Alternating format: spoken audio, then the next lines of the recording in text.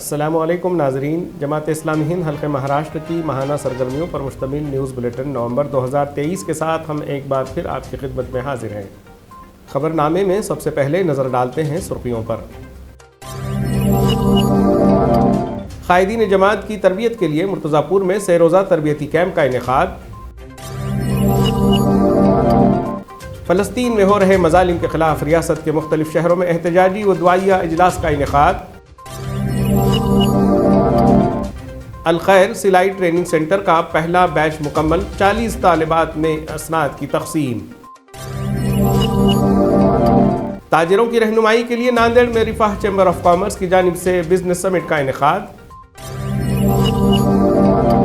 طلباء میں دینی تعلیم کو عام کرنے کے لیے ناندورہ میں صفا اسلامی مکتب کا قیام۔ جدید دور میں بچوں کی صحیح تربیت کے لیے ناگپور میں پیرنٹنگ ورکشاپ کا انعقاد۔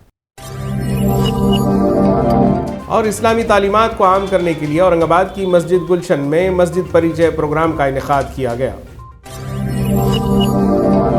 آئیے اب خبریں تفصیل کے ساتھ۔ جماعت اسلامی ہند حلقہ مہاراشٹر کی جانب سے مرتضیٰ پور میں ایک 3 روزہ تربیتی کیمپ برائے قائدین جماعت کا انعقاد عمل میں آیا۔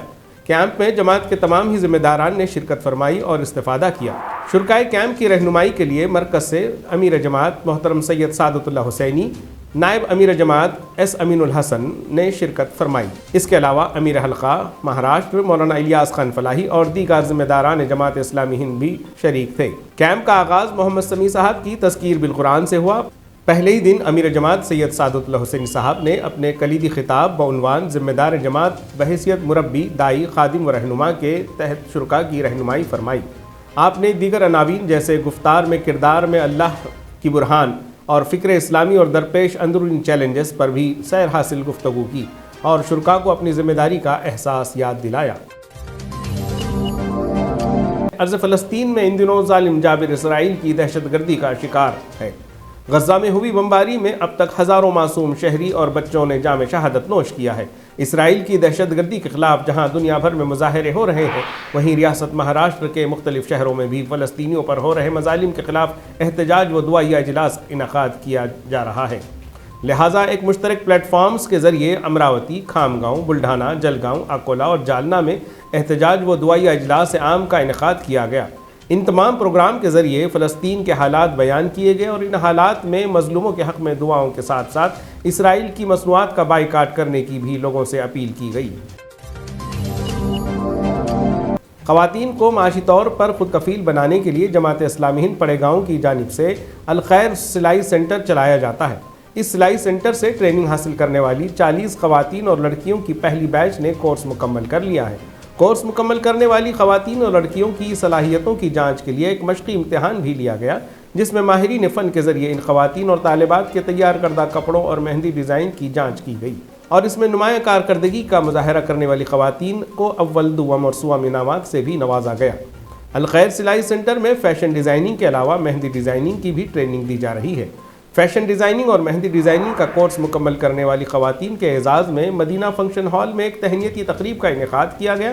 تہنیتی جلسے کی صدارت ناظم حلقہ خواتین اورنگ آباد محترمہ شائستہ قادری نے کی، جبکہ مہمان خصوصی کی حیثیت سے ڈاکٹر مسرت فردوس، ڈاکٹر روحی شیخ، ایگزیکٹو انجینئر صبا پروین، رئیسہ ایوب خان، انیسہ بیگم، عفیفہ نہری، ڈاکٹر ہنا فردوس نے شرکت کی۔ مہمانان کے ہاتھوں انعامات اور سرٹیفکیٹ اور مومنٹوں کی تقسیم عمل میں آئی۔ Rifah chamber of commerce and industries Nanded کی جانب سے افریقن ممالک میں کاروبار کے مواقع اس موضوع پر بزنس سمٹ منعقد کی گئی۔ افتتاحی کلمات Abdul Naeem secretary Rifah chamber of commerce industries Nanded نے پیش کرتے ہوئے کہا کہ ہم Rifah chamber of commerce industries کے ذریعے ہم شہر کے تاجر حضرات کو ایک دوسرے سے جوڑنا چاہتے ہیں اور ان کے مسائل حل کرتے ہوئے ان کی رہنمائی کرنا ہمارا مقصد ہے۔ رفاح chamber of commerce industries India کے جنرل سیکریٹری جناب افضل بیگ نے قومی و بین الاقوامی سطح پر تجارت کے مواقع کے تحت تاجر حضرات کی رہنمائی کی۔ افریقن ممالک میں کاروبار کے مواقع اس پر گوا سے تشریف لائے مہمان محمد انیس نے سیر حاصل گفتگو کی اور امپورٹ ایکسپورٹ میں آنے والے تمام مسائل کا حل بتایا۔ تاجر برادری کو پیش آنے والے مسائل پر گفتگو کے لیے اوپن سیشن بھی رکھا گیا تھا، جس میں شہر کے تاجر حضرات نے اپنے مسائل کا حل مہمانان کے ساتھ شیئر کیا، جس کا تشفی بخش جواب دیا گیا۔ جماعت اسلامی ہند ناندورہ کی جانب سے صفا اسلامی مکتب کا قیام عمل میں لایا گیا ہے، جو مختلف درجات درجہ اول تا چہارم کے نظام کے تحت امت کے بچوں کی تربیت کا فریضہ انجام دیتا ہے۔ اسی مکتب کی جانب سے آفس جماعت اسلامی ہند ناندورہ میں ایک جلسے کا انعقاد کیا گیا۔ اس جلسے میں سالانہ امتحانات میں نمایاں کامیابی حاصل کرنے والے طلباء و طالبات کی حوصلہ افزائی کے لیے انہیں اول، دوم اور سوم انعامات سے نوازا گیا۔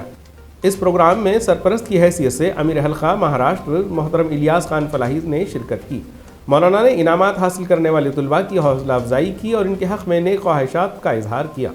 ساتھ ہی انہوں نے طلباء کے والدین سے خطاب کرتے ہوئے انہیں دینی تعلیم و دینی مکاتب کی اہمیت اور تعلیم و تربیت کے متعلق دیگر اہم موضوعات پر گفتگو کی۔ اس پروگرام میں 30 سے زائد والدین کے علاوہ امت کے حساس افراد نے بھی شرکت فرمائی۔ جماعت اسلامی ہند اورنگ آباد کی جانب سے گلشن مسجد کھوکرپورہ میں مسجد پریچے پروگرام کا انعقاد کیا گیا۔ مسجد پریچے پروگرام میں مقررین نے بہت ہی بہترین انداز میں برادران وطن کے سامنے توحید، رسالت اور آخرت کا پیغام پیش کیا۔ نیز نماز کا عملی نمونہ مراٹھی زبان میں سمجھایا گیا۔ پروگرام میں 35 تا 40 افراد نے شرکت کی، جس میں برادران وطن کی خاصی تعداد شریک رہی۔ ایڈوکیٹ ابھے ٹکسال اور ودیا مراٹھی اخبار کی رپورٹر روشنی میڈم نے بھی شرکت کی اور پورا پروگرام پوری دلچسپی کے ساتھ سماعت فرمایا۔ بعد ازاں مقررین سے مزید سوالات بھی کیے گئے، جس کے تشفی وقت جوابات دیے گئے۔ بچوں کی تربیت والدین کی ایک اہم ذمہ داری ہے۔ اس ذمہ داری کو بحسن خوبی انجام دینے کے لیے والدین کی رہنمائی ناگزیر ہے۔ لہٰذا اسی سلسلے میں حلقہ خواتین جماعت اسلامی ہند ناگپور کی جانب سے پیرنٹنگ ورکشاپ کا انعقاد کیا گیا، جس میں شریک خواتین کی رہنمائی کے لیے نائب امیر جماعت ایس امین الحسن صاحب کو مہمان خصوصی کی حیثیت سے مدعو کیا گیا تھا۔